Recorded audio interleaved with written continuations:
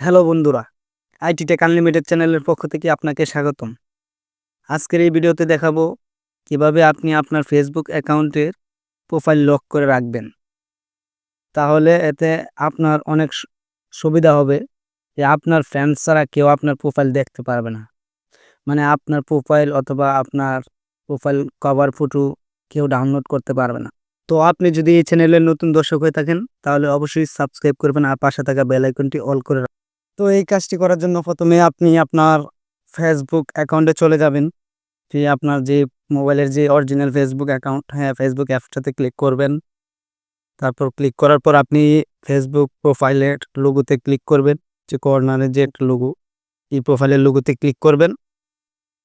প্রোফাইলের লোগোতে ক্লিক করার পর আপনি দেখবেন ডান দিকে 3 ডট মেনু আছে।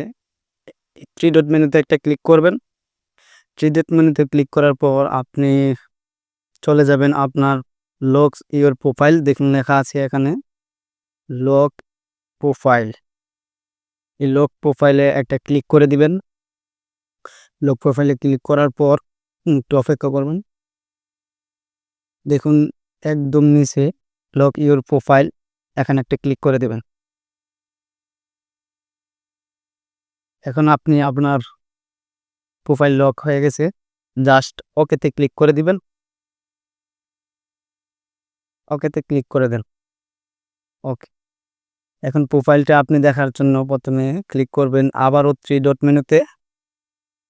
আবারও 3 ডট মেনুতে, যে কর্নারের 3 ডট মেনুতে ক্লিক করবেন। তারপর ভিউ অ্যাজে ক্লিক করবেন।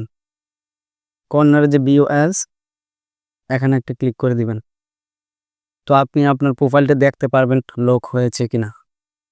এখানে একটা ক্লিক করার পর আপনি দেখতে পাবেন, কিন্তু এখন ডিসপ্লেতে শো করছে না, কিন্তু আপনার ডিসপ্লেতে শো করবে।